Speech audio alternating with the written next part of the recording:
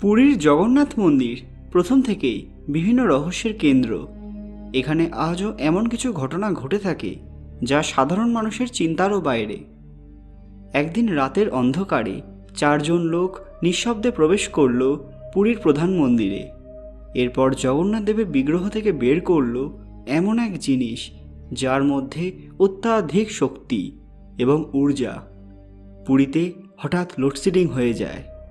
এই 4 জন তাদের চোখ কাপড় দিয়ে বেঁধে রেখেছিল এবং তার সঙ্গে হাতেও এক মোটা কাপড়।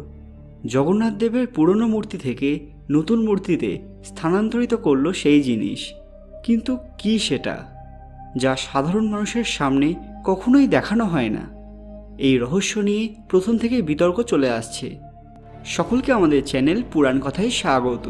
আজকে আমাদের আলোচ্য বিষয় পুরী জগন্নাথ মন্দিরের এমন এক অজানা রহস্য যা সবার কাছে গোপন করা হয়। এই পৃথিবীতে এমন কিছু ঘটনা ঘটে থাকে যা অনেক ক্ষেত্রেই মানুষের সামনে আসে না। তেমনি এক অলৌকিক ঘটনা ঘটে থাকে পুরীর জগন্নাথ মন্দিরে। যে বছর এই স্থানে নবকলেবর অনুষ্ঠিত হয়ে থাকে সেবারই ঘটে এক রোমাঞ্চকর ঘটনা।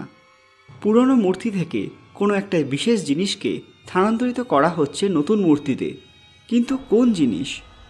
এর নাম ব্রহ্ম পদার্থ বা ব্রহ্মবস্তু। হ্যাঁ, সবাই এই নামেই চেনেন।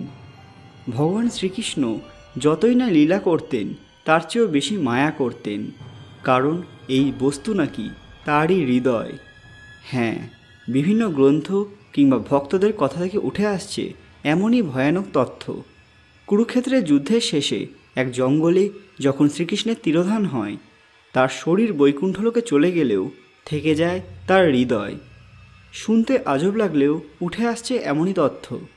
শরীর বিনষ্ট হলেও হৃদয়ের কোনো ক্ষতি হয়নি, অগ্নি তাকে স্পর্শও করতে পারেনি। এটা কিন্তু রক্তমাংসে গড়া অঙ্গ নয়, অনেকটা যান্ত্রিক বলাই চলে, যার মধ্যে রয়েছে অপরন্ত শক্তি। নীলবর্ণের এই অলৌকিক বস্তুকে দেখে স্বয়ং জরা, অর্থাৎ যার হাতে শ্রীকৃষ্ণ তীরবিদ্ধ হয়েছিলেন, তিনিও অবাক হয়ে যান। এক দৈব বাণীর পর তিনি সেই বস্তুকে নদীর জলে ভাসিয়ে দেন। এরপর তৎকালীন পুরীর রাজা ইন্দ্রদ্যুম্ন এক দিব্য স্বপ্নের পর সমুদ্রের ধারে সেই নীল বস্তুটি খুঁজে পান। মন্দিরের বিগ্রহতে স্থাপনের মাধ্যমে এই বস্তুর কথা তিনি গোপন করে রাখেন। এই নিয়ে প্রথম থেকেই নানা রহস্য জড়িয়ে আছে। এছাড়াও উঠে আসে এমন এক কথা যা শুনলে আপনারা শিউরে উঠবেন।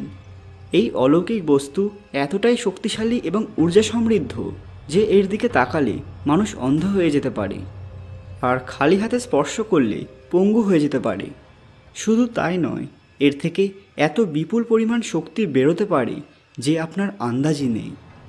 সে কারণেই নবকলেবরের সময় এই বস্তুকে স্থানান্তরিত করার জন্য অনেক সতর্ক থাকতে হয়। কিন্তু কেন সাধারণ মানুষের থেকে এগুলি গোপন করা হচ্ছে এবং এর পেছনে সত্যতা কতটা, তা আজও এক বড় প্রশ্ন। জগন্নাথ মন্দিরের রান্নাঘর 9টি ভাগে বিভক্ত, যার মধ্যে 2টি ভাগ প্রায় 2500 বর্গফুট এবং বাকি 7টি ভাগ এর থেকে একটু ছোট মাপের। এই রান্নাঘরে প্রায় 1000-এর অধিক সেবক নিয়োজিত রয়েছেন, যাদের মধ্যে প্রায় 500 জন রান্নার কাজে সহায়ককারী হিসেবে থাকেন। এখানে রয়েছে প্রায় 750টি মাটির তৈরি উনুন, যার প্রত্যেকটি দৈর্ঘ্য 3 বর্গফুট এবং উচ্চতা প্রায় 4 ফুটের কাছাকাছি। প্রতিদিন 50 থেকে 60 কুইন্টাল চাল এবং প্রায় 25 কুইন্টাল ডাল ও সবজি দিয়ে রান্না করা হয়। এই রান্নাঘরে অনেক দ্রুত গতিতে এবং নির্দিষ্ট নিয়মে রান্না হয়ে থাকে। এখানকার মহাপ্রসাদের একটি বিশেষ বৈশিষ্ট্য হল দর্শনার্থীদের সংখ্যা 10,000 হোক কিংবা 1 লক্ষ, প্রসাদ কিন্তু কখনোই কম পড়ে না, আবার কখনো অবশিষ্টও থাকে না। এখানে প্রায় 600 থেকে 700 জন বিশেষ সেবক মুখ বন্ধ করে রান্না করেন, যাতে ভোগের কোনো রকম ক্ষতি না হয়। এদের সুয়ারা বলা হয়ে থাকে। এই রান্নাঘরে কোনো পুরনো পাত্রে রান্না করা হয় না, প্রতিদিন নতুন নতুন পাত্রে রান্না করা হয়। যে পাত্রগুলি বানানোর জন্য আলাদা সেবক রয়েছেন, আবার আরেক দল এই পাত্রগুলি সরবরাহ করে রান্নাঘরে নিয়ে আসেন। জগন্নাথ দেবকে দিনে 6 বার ভোগ দেওয়া হয়। সকালবেলা গোপাল ভোগ, এরপর সকাল ধূপ, ভোগ মণ্ডপ, তারপর দুপুরবেলায় মধ্যাহ্ন ধূপ, সন্ধেবেলায় সন্ধ্যা ধূপ এবং রাত্রিবেলায় বড় সিঙ্গারা ভোগ দেওয়া হয়। এইভাবে সারাদিনে সব মিলিয়ে 56 রকম ভোগ নিবেদন করা হয়। এই রান্নাঘরে একটি পাত্রের উপর আরেকটি পাত্র, এভাবে 9টি পাত্র উনুনের উপর চড়ানো হয়। আশ্চর্যের বিষয় হলো এর মধ্যে সবচেয়ে নিচের পাত্রের রান্না সবার দেরিতে হয়, কিন্তু সবচেয়ে ওপরের পাত্রের রান্না সবার আগে হয়। আর এও শোনা যায় যে এই মন্দিরের রান্নাঘরে নাকি গঙ্গা নদীর প্রবাহ রয়েছে। এখানে প্রতিদিন 2 ধরনের খাবার রান্না করা হয়, একটি হলো সেদ্ধ, অন্যটি হলো শুকনো। এই রান্নাঘরে বাইরের কোনো উপকরণ ব্যবহার করা হয় না। বহু সময় ধরে নির্দিষ্ট স্থান থেকেই এই উপকরণগুলি নিয়ে আসা হয়। এই মহাপ্রসাদ আসার পেছনের যে পৌরাণিক কাহিনীটি রয়েছে তা হলো, একবার দেবী পার্বতী নারায়ণের মহাপ্রসাদ পেতে তার ধ্যান করছিলেন। নারায়ণ তাকে আশীর্বাদ করেছিলেন যে পরবর্তী সময়ে তার রূপ জগন্নাথ দেবের মহাপ্রসাদ বিতরণের আগে দেবী পার্বতীকেই অর্পণ করা হবে, যে কারণে আজও জগন্নাথ দেবের মহাপ্রসাদ সবার প্রথমে বিমলা দেবীর মন্দিরে অর্পণ করা হয়, যা হলো দেবী পার্বতীর মন্দির।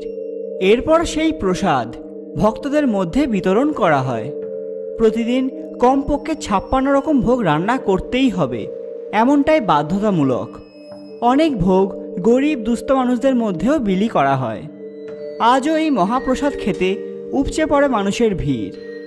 শুধু যে রান্নাঘর তা নয়, এই মন্দিরের প্রতিটি কোণে লুকিয়ে রয়েছে নানান রহস্য। এই বিষয়ে যদি আপনারা আরও জানতে চান সেটা আমাদের কমেন্টে জানান।